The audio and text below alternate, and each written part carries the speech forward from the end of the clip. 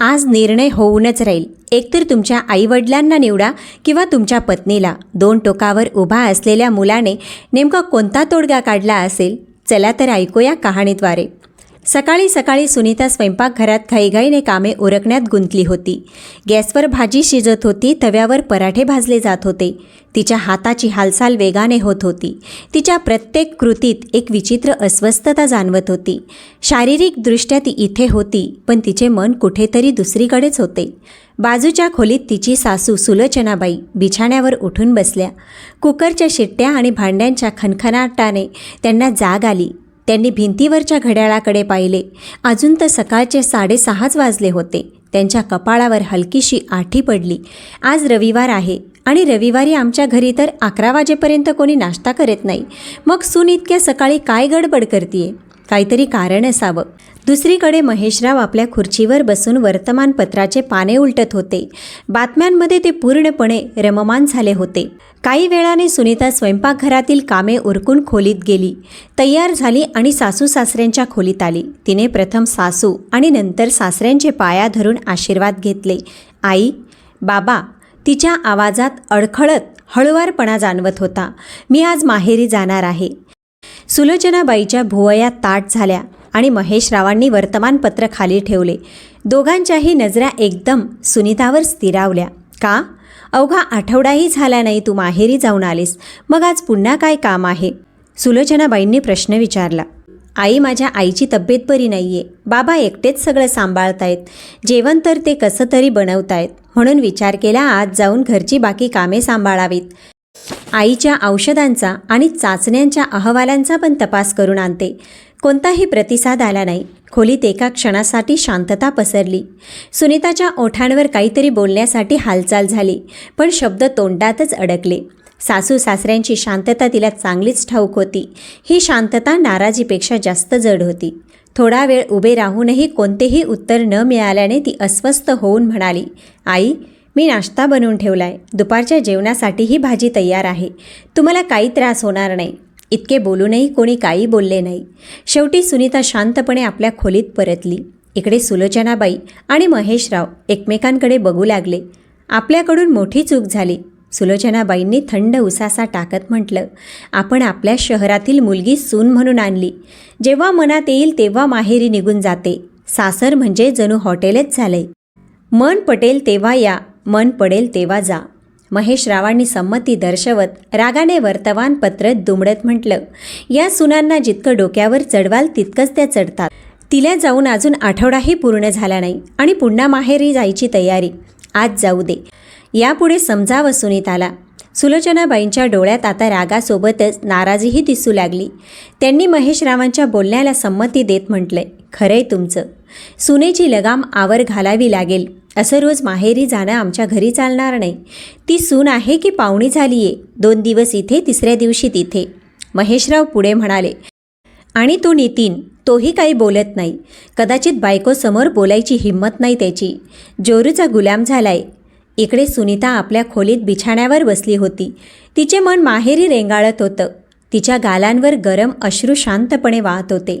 प्रत्येक वेळी हेच घडायचे. माहेरी जाण्याचा विषय काढताच घरात तणावाची भिंत उभी राहायची. तिचा एकुलता एक भाऊ आता अमेरिकेत होता. गेल्या वर्षीच कंपनीने त्याला 3 वर्षाच्या करारावर पाठवले होते. त्याच्या अनुपस्थितीत आईवडिलांची जबाबदारी सांभाळणारी सुनीताच होती. कधी आईची तब्येत बिघडायची, कधी बाबांची. मी नाही सांभाळणार तर कोण सांभाळेल त्यांना? तिच्या डोळ्यातून गळणाऱ्या अश्रूंनी तिच्या मांडीवरील पदर भिजवला, पण तिने स्वतःला सावरले. तिने पिशवी उचलली, स्कूटरची किल्ली घेतली आणि निघाली. नितीन अजूनही आपल्या खोलीत झोपला होता. सुनीताने रात्रीच त्याला सांगितले होते की ती माहेरी जाणार आहे. नितीनने फक्त एवढेच म्हटले होते, जायचंय तर जा, पण आईबाबांना थोडं समजावून सांग. तू जर थोड्या गोष्टी संतुलित केल्यात तर गोष्टी बिघडणार नाही. नितीनला माहीत होतं की सुनीताची मनस्थिती वाईट नाही. तो एक संवेदनशील पती होता, पण त्याला आईवडिलांच्या भावनाही समजत होत्या. त्याचा विचार असा होता की सुनीताने दोन्ही घरांच्या जबाबदाऱ्या संतुलितपणे सांभाळाव्यात, जेणेकरून कोणाला तक्रार करण्याची संधी मिळणार नाही. देवा, फक्त माझ्या आईची तब्येत ठीक होऊ दे. बाबांची तब्येतही कुठे बरी आहे. एकट्याने घरची कामं कशी काय करत असतील? असा विचार करताना तिचे डोळे पुन्हा नम झाले. सुनीता जेव्हा माहेरी पोचली तेव्हा तिने पाहिले की आई बिछाण्यावर पडली आहे.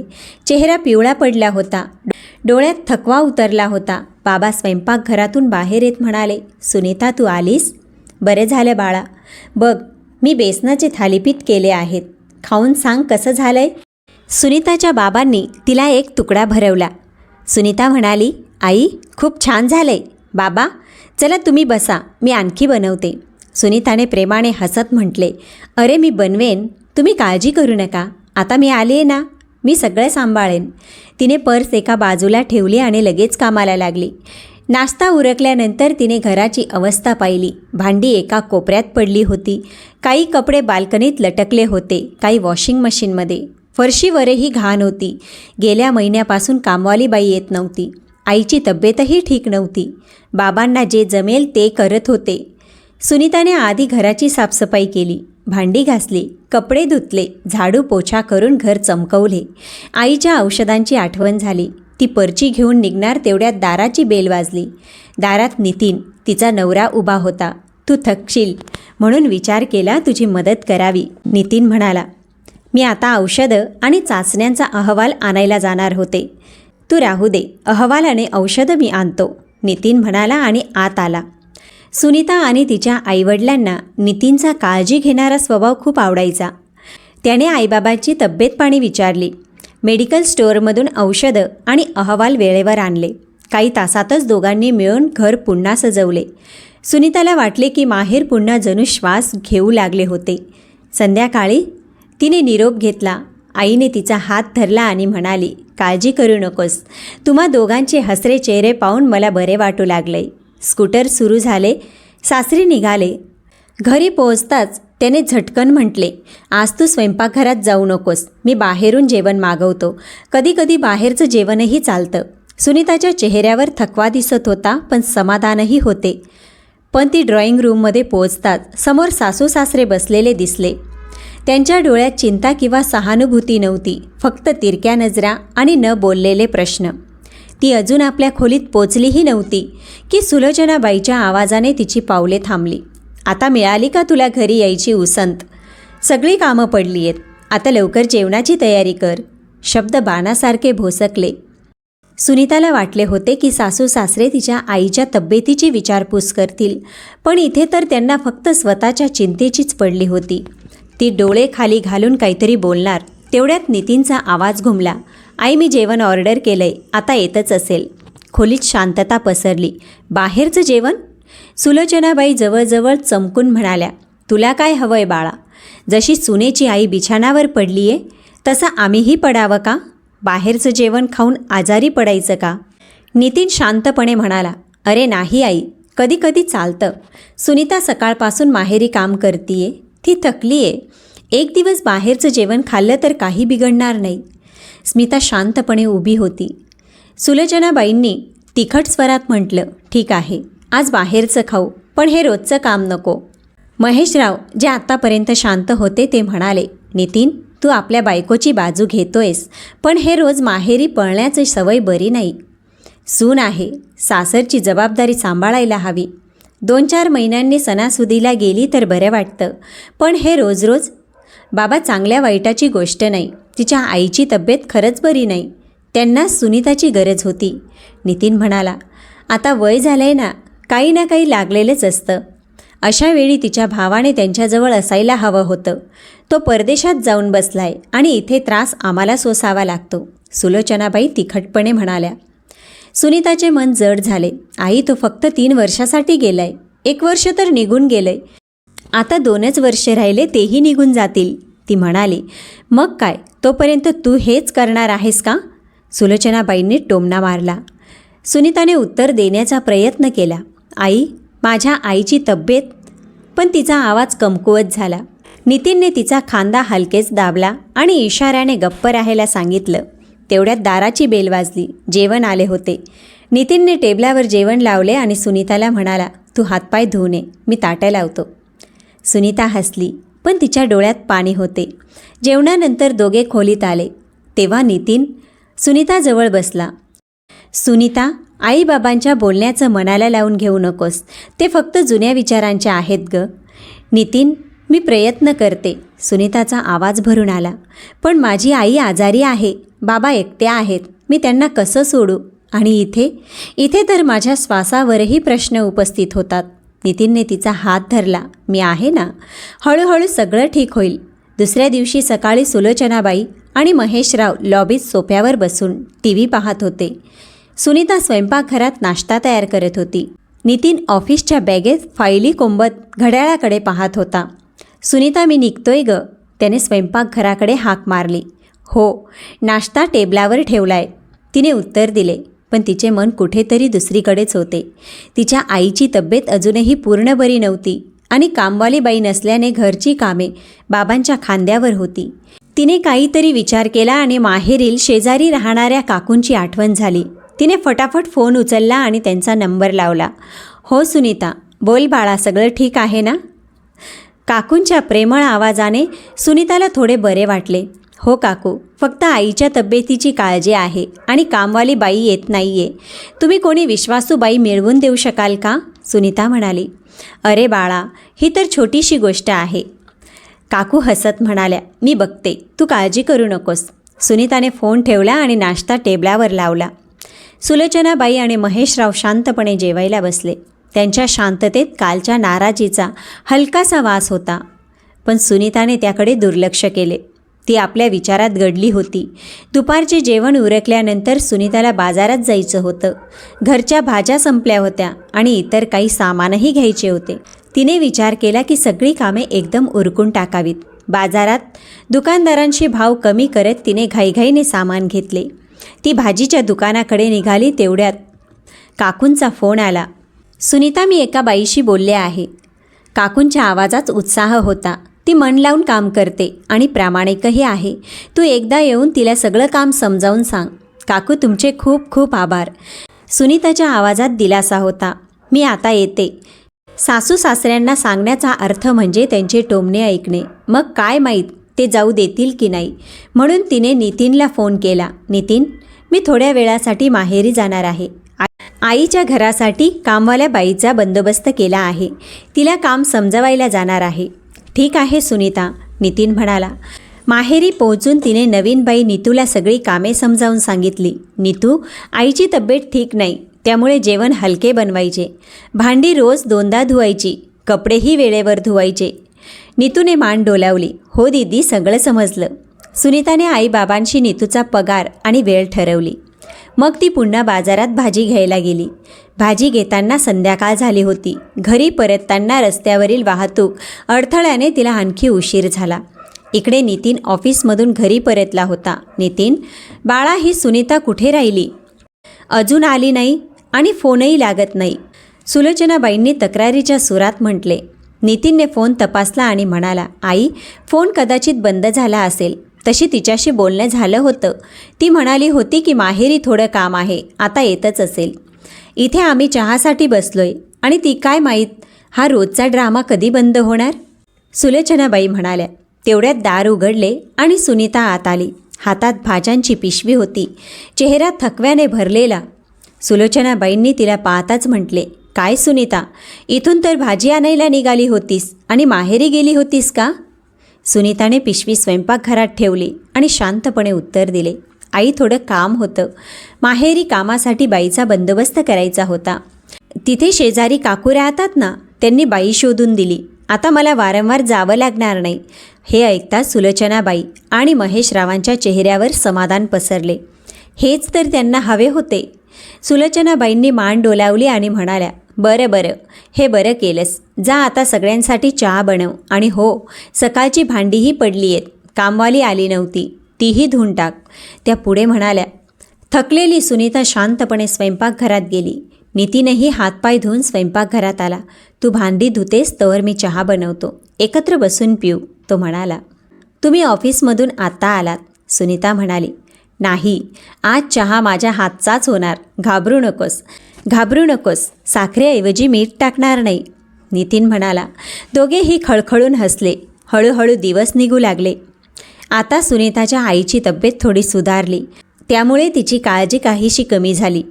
तसेच तिच्या सासरीही शांतता होती. सासू सासरेही आता सुनेवर पूर्णपणे समाधानी होते, कारण पूर्ण 15 दिवस झाले सुनीता माहेरी गेली नव्हती. कामवाली बाईप्रमाणे ती दिवस रात्र त्यांच्या सेवेत होती. आज रविवार दुपारी जेवणानंतर सुनीता स्वयंपाकघर साफ करायला लागली. बाहेर लॉबीत सुलोचनाबाई आणि महेशराव तसेच नितीन एकत्र टी व्ही पाहत होते. टी व्हीवर कोणता तरी जुना सिनेमा चालू होता. तेवढ्यात सुलोचनाबाईंचा फोन वाजला. स्क्रीनवर त्यांच्या मुलीचे नाव होते, सविता. हो सविता बाळा, सगळं ठीक? सुलोचनाबाईंच्या आवाजात उत्साह होता. फोनवर थोडं बोलणं झालं आणि फोन ठेवताच त्यांचा चेहरा आनंदाने उजळला. अरे सुनीता, त्यांनी स्वयंपाकघराकडे हाक मारली. सविता संध्याकाळी तिच्या मुलांसह येते. पूर्ण आठवडा इथे राहणार आहे. त्यांच्यासाठी खास जेवण बनव. सुनीताने स्वयंपाकघरातून उत्तर दिले. हो आई, मी आता तयारी करते. आणि हो, सुलोचनाबाई उत्साहात म्हणाल्या, सविताला मिक्स व्हेज खूप आवडते, तीच बनव. आणि मुलांना पनीरची भाजी, काही गोडही, खीरच बनव ना. ठीक आहे आई, सुनीता म्हणाली आणि सामान जमा करायला लागली. ती भाज्या कापायला बसली तेवढ्यात तिचा फोन वाजला. सुलोचनाबाईंनी तिचा मोबाईल उचलून पाहिला. तिच्या आईचा फोन होता. त्यांनी कोणतेही भाव चेहऱ्यावर न आणता फोन कट केला. पण काही सेकंदातच पुन्हा फोन वाजला. सुनीता घाईने स्वयंपाकघरातून बाहेर आली. मी पाहते आई, असे म्हणत तिने सुलोचनाताईंच्या हातातून मोबाईल घेतला. स्क्रीनवर आईचा नंबर पाहून तिचे हृदय धडधडले.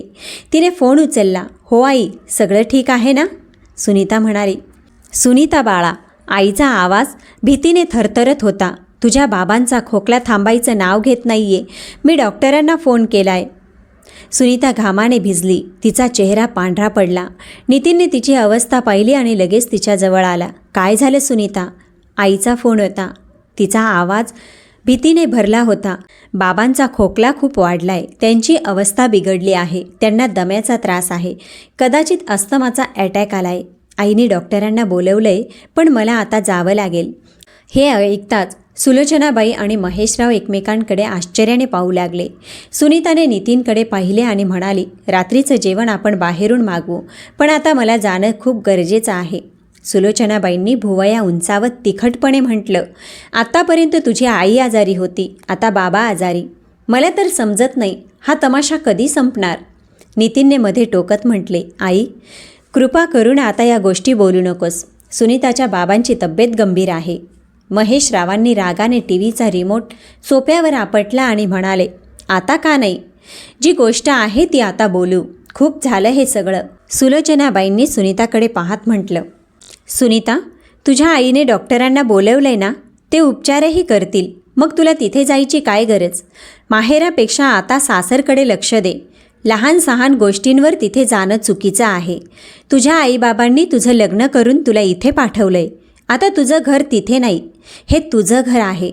माहेर विसरून सासरच्या जबाबदाऱ्या सांभाळ. सुनीताचा चेहरा रागाने लाल झाला. तिने खोल श्वास घेतला आणि ठामपणे म्हणाली, आई, मी या घरात आल्यापासून सासरच्या जबाबदाऱ्यांमध्ये कधीच कसर केली नाही. पण माझे आईबाबाही माझेच आहेत. माझं लग्न झालं असलं तरी त्यांच्याशी माझं रक्ताचं नातं तुटलेलं नाही. माझ्या रगांमध्ये त्यांचंच रक्त आहे. मी आजही त्यांची मुलगी आहे. ते माझे आईबाबा आहेत. सुलोचनाबाईंनी तात्काळ उत्तर दिले, आम्ही कधी म्हटलं की ते तुझे आईबाबा नाहीत? आम्ही फक्त एवढंच म्हणतोय की लग्नानंतर मुलीने सासरकडे लक्ष द्यायला हवं, माहेराकडे नाही. तुझ्या आईबाबांची जबाबदारी तुझा भाऊ सांभाळेल. हे तुझं काम नाही. हे ऐकून नितीनचा संयम सुटला. तो रागाने म्हटला, बस कर आई. एकतर सुनीताचे बाबा आजारी आहेत आणि तुम्ही काही समजून घ्यायला तयार नाही. महेशरावांनी तिखट नजरेने नितीनकडे पाहिले. समजून घ्यायला तू तयार नाहीस बाळा. बायकोचा गुलाम होऊन तिच्या हामध्ये हा मिळवतोस. लाज वाटत नाही? आमच्या बोलण्याला काही किंमतच राहिली नाही. पण आता खूप झालं. आज निर्णय तर होणारच. एकतर तुला तुझ्या आईवडिलांना निवडावं लागेल किंवा तुझ्या बायकोला. नितीनचा चेहरा रागाने तापला. त्याने जोरात म्हटलं, ठीक आहे, तुम्हाला निर्णय हवा आहे ना? तर ऐका माझा निर्णय. आम्ही आजच हे घर सोडून जातोय. काय काय म्हणालास तू? सुलोचनाबाईंचा आवाज थरथरला. त्यांच्या डोळ्यात राग आणि धक्का यांचा मेळ होता. आम्हाला सोडण्याची भाषा करतोयस? तुझ्या आईवडिलांना, ज्यांनी तुला या जगात आणलं, तुला वाढवलं, शिकवलं, लिहायला शिकवलं, वाचायला शिकवलं. आज तू जे काही आहेस ते आमच्यामुळे. तुझ्या इच्छा पूर्ण करण्यासाठी आम्ही कितीतरी तडजोडी केल्या, पण तुला कधी काही कमी पडू दिलं नाही. आणि आज तू काल आलेल्या या मुलीकरिता आम्हाला सोडण्याची भाषा करतोयस. नितीनने खोल श्वास घेतला आणि शांत पण ठाम स्वरात म्हणाला, आई, बाबा, तुम्ही ज्या गोष्टी बोललात त्या सुनीतावर लागू होत नाही का? तिच्या आईवडिलांनीही तिला जन्म दिला, तिला मोठ्या लाडाने वाढवलं, शिकवलं. त्यांनीही आपल्या मुलीसाठी आयुष्यात कितीतरी तडजोडी केल्या असतील. तिच्या लग्नासाठी किती कष्टाने पैशांची व्यवस्था केली असेल, जेणेकरून ती सुखी राहील. मग तिचं कर्तव्य नाही का की ती आपल्या आईवडिलांच्या दुःखात आणि त्रासात त्यांच्यासोबत उभी राहील?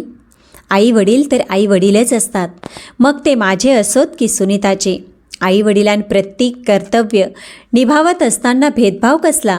आणि जर ती तिच्या आईवडिलांची सेवा करू शकत नसेल तर मला काय हक्क आहे तुमची सेवा करण्याचा? मीही तुम्हाला सोडून जातो. खोलीत भयान शांतता पसरली. सुलोचनाबाई आणि महेशराव एकमेकांकडे बघू लागले, पण त्यांच्याकडे उत्तर नव्हते. सुनीताच्या डोळ्यात पाणी आले. तिच्या शब्दांना नितीनने आवाज दिला होता, पण महेशराव आणि सुलोचनाबाई पूर्णपणे शांत झाल्या. नितीनने गाडीची किल्ली उचलली. चल सुनीता, आधी तुझ्या बाबांना सांभाळणं गरजेचं आहे, बाकी गोष्टी नंतर पाहू. सुनीताने नजर खाली घालून काही न बोलता नितीनच्या मागे जायला सुरुवात केली. सुनीताच्या माहेरी पोचताच आईने दार उघडले. डॉक्टर आता आले होते. त्यांनी इंजेक्शन दिलंय, म्हणाले जर वेळेवर उपचार झाले नसते तर धोका वाढला असता. सुनीता बाबांकडे गेली. त्यांचे कपाळ हलकेच चोळले आणि हळूच म्हणाली, बाबा, आता सगळं ठीक होईल, मी आहे ना इथे. बाबांनी तिची बोटे धरली आणि हसत मुखाने मान डोलावली. नितीन एका कोपऱ्यात उभा राहून हे सगळं पाहत होता. मुलगी आणि वडिलांमधील एक अदृश्य पण अतिशय मजबूत दोरी त्याला जाणवली. डॉक्टरांनी औषधं लिहून दिली आणि काही चाचण्या करायला सांगितल्या. नितीन आणि सुनीता बाबांना गाडीत घेऊन चाचण्यांसाठी निघाले. त्याच संध्याकाळी दारावर टकटक झाली. सुनीताने दार उघडले. समोर सुलोचनाबाई आणि महेशराव उभे होते. त्यांच्या हातात घरच्या जेवणाचा डबा होता, ज्यात सुनीताच्या बाबांसाठी खिचडी आणि बाकीच्यांसाठी पोळी भाजी होती. सुनीता आश्चर्याने त्यांच्याकडे पाहू लागली. सुलोचनाबाईंनी डबा टेबलावर ठेवला आणि सुनीताच्या बाबांची तब्येतीची विचारपूस करायला लागल्या. काही वेळानंतर जेव्हा सुलोचनाबाई आणि महेशराव निघाले तेव्हा सुनीता त्यांच्यासोबत दारापर्यंत आली. दाराच्या उंबरठ्यावर थांबून सुलोचनाबाईंनी तिचा हात धरला आणि प्रथमच आईसारख्या हसत म्हणाल्या, बाळा, तुझ्या बाबांचं पूर्ण लक्ष ठेव. जोपर्यंत ते बरे होत नाहीत तोपर्यंत इथेच राहा. तिथली काळजी करू नकोस, मी सगळं सांभाळेन. कदाचित त्यांना समजले होते की सून म्हणजे कोणतेही जनावर नाही, ज्याला गोठ्यात आणून खुंट्याला बांधावे. तीही माणूस आहे, जिला इतरांप्रमाणेच स्वातंत्र्य प्रिय आहे.